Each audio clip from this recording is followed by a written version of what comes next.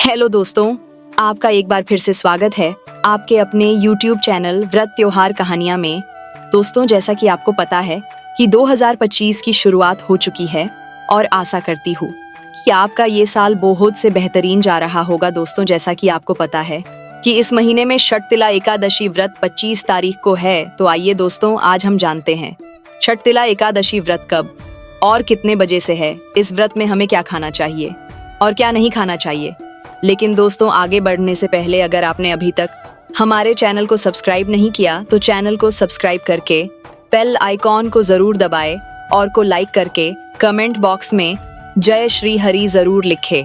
जिनके नाम श्रवण मात्र से जीव निर्मल हो जाते हैं, उन्हीं तीर्थ पद भगवान के भक्तों के लिए क्या शेष रह जाता है, यानी भक्तों को सब कुछ सहज ही प्राप्त हो जाता है। हरे कृष्णा। परम भगवान श्री कृष्ण की शुद्ध भक्तिमय सेवा मनुष्य जीवन का परम लक्ष्य है। से प्राप्त करने के बाद कुछ भी प्राप्त करने योग्य शेष नहीं रह जाता, और यही हमारे शास्त्रों का कथन है। और भगवान की यह शुद्ध भक्तिमय सेवा कैसे प्राप्त की जाए, तो उसके लिए हमारे आचार्यों ने अनेक उपाय बताए हैं, और उसमें से एक सबसे श्रेष्ठ और विशेष उपाय है एकादशी व्रत का पूर्ण श्रद्धा और नियम पूर्वक पालन करना। क्योंकि एकादशी तिथि भगवान श्री हरि को अत्यंत प्रिय है, और ऐसे ही पवित्र एकादशी तिथि बस कुछ ही दिनों में हमारे द्वार पर आने वाली है, और इस एकादशी का नाम है षटतिला एकादशी। माघ मास के कृष्ण पक्ष में आने वाली षटतिला एकादशी अत्यंत विशेष मानी गई है, क्योंकि इस एकादशी में किया गया कोई भी आध्यात्मिक कार्य, जप, तपस्या, दान और पुण्य कार्य मनुष्य को 1000 गुना अधिक फल प्रदान करने वाला बताया गया है। इस एकादशी में विशेषकर तिल का सेवन करना, तिल का दान देना, तिल के तेल से स्नान करना और तेल से बने हुए पदार्थों को ग्रहण करना, इन सब का विशेष महत्व बताया गया है। और इसीलिए 6 प्रकार से जो तिल का प्रयोग करने की सलाह इस एकादशी में दी गई है, उसी के कारण इस एकादशी को षटतिला एकादशी के नाम से भी जाना जाता है। वर्ष में आने वाली बाकी सभी एकादशियों में हम तिल का सेवन नहीं कर सकते, लेकिन मात्र ये एक ही ऐसे विशेष एकादशी हैं जिस दिन विशेषकर तिल का सेवन करने की सलाह हमारे शास्त्र देते हैं। इसलिए इस एकादशी को षटतिला एकादशी के नाम से जानते हैं। तो चलिए, आज के इस वीडियो में हम देखते हैं कि यह पवित्र मंगलकारी षटतिला एकादशी इस बार कब आ रही है, इस दिन पूजा के समय कौन कौन से हैं, और अगले दिन व्रत का पारण करने का समय कौन सा है। तो चलिए आज के इस वीडियो को आरंभ करते हैं। इस बार षटतिला एकादशी का पालन हम करने जा रहे हैं 25 जनवरी 2025 शनिवार के दिन।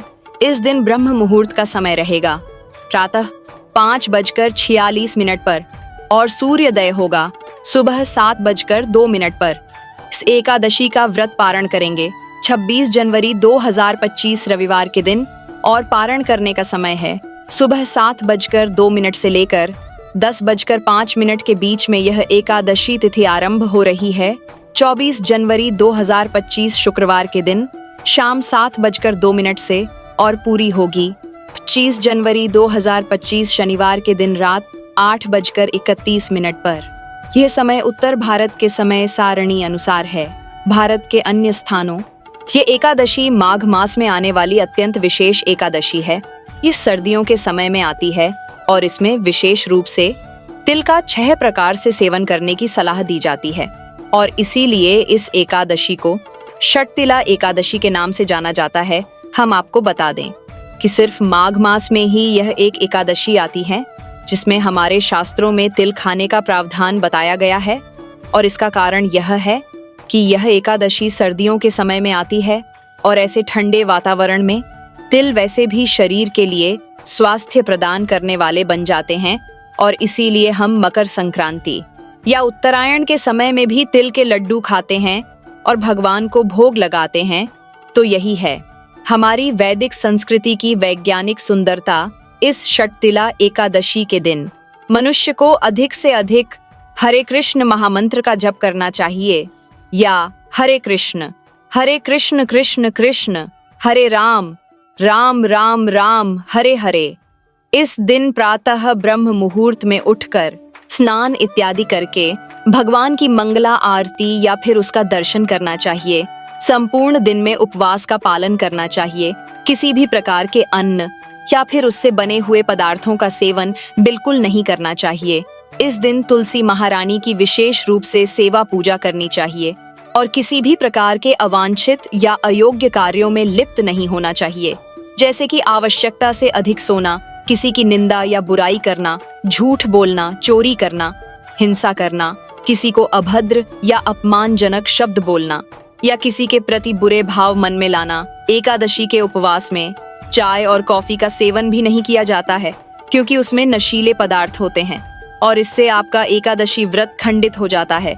एकादशी के दिन आप अपनी क्षमता अनुसार उपवास का पालन कर सकते हैं, जैसे कि कुछ भक्त एकादशी के दिन निर्जल उपवास करते हैं, यानी कि वे जल भी नहीं लेते। अगर आपके लिए यह संभव नहीं है तो आप जल के साथ उपवास रख सकते हैं। कुछ लोग इसको सजल उपवास करते हैं, यानी कि वे जल लेते हैं, फल फूल भी लेते हैं। इस प्रकार वे सिर्फ जल, फल और दूध के साथ उपवास रखते हैं। और कुछ भक्तों के लिए एकादशी के दिन जल, फल, फूल, कंदमूल और एकादशी प्रसाद भी लिया जा सकता है। अब अपने शारीरिक क्षमता के अनुसार यह एकादशी का उपवास पालन कर सकते हैं, लेकिन सबसे महत्वपूर्ण जो चीज है इस दिन करने के लिए वो है भगवान के पवित्र नाम यानी हरे कृष्ण महामंत्र का अधिक से अधिक जप करना, श्रीमद् भगवद गीता जैसे ग्रंथों का अध्ययन करना और भगवान की अधिक से अधिक दिव्य लीलाओं से युक्त कथाओं को सुनना। एकादशी के दिन संध्या के समय भगवान श्री हरि के सामने और तुलसी महारानी के सामने घी का दीपक प्रज्वलित करना चाहिए।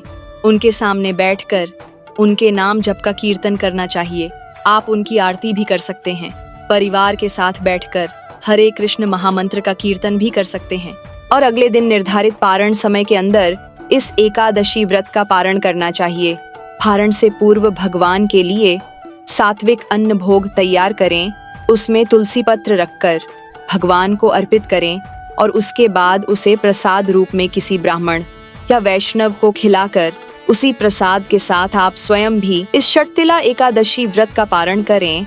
पारण करने से पहले किसी सुयोग्य ब्राह्मण या वैष्णव को अपनी क्षमता अनुसार कुछ न कुछ दान अवश्य देना चाहिए। इस एकादशी तिथि पर तिल का दान देने का भी विशेष महत्व है। तो इस प्रकार हम देख सकते हैं कि यह आने वाली माघ मास की षटतिला एकादशी अत्यंत पुण्य प्रदायिनी और हर प्रकार की मनोकामना को पूर्ण करने वाली है। इसमें अधिक से अधिक भगवान श्री हरि का चिंतन मनन और नाम जप करके आप अनेकों गुना अधिक पुण्य फल की प्राप्ति कर सकते हैं।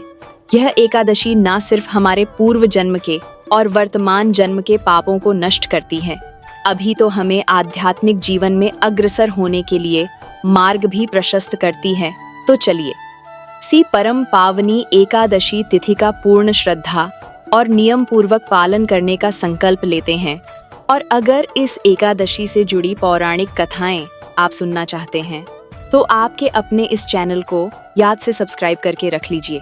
बेल आइकन दबाकर नोटिफिकेशन ऑन कर लीजिए ताकि इस एकादशी से जुड़ी हुई सारी कथाएं और पारण की भी संपूर्ण पूर्ण व्रत विधि आपको सरलता से मिल जाए। और कमेंट में जय श्री हरि जरूर लिखे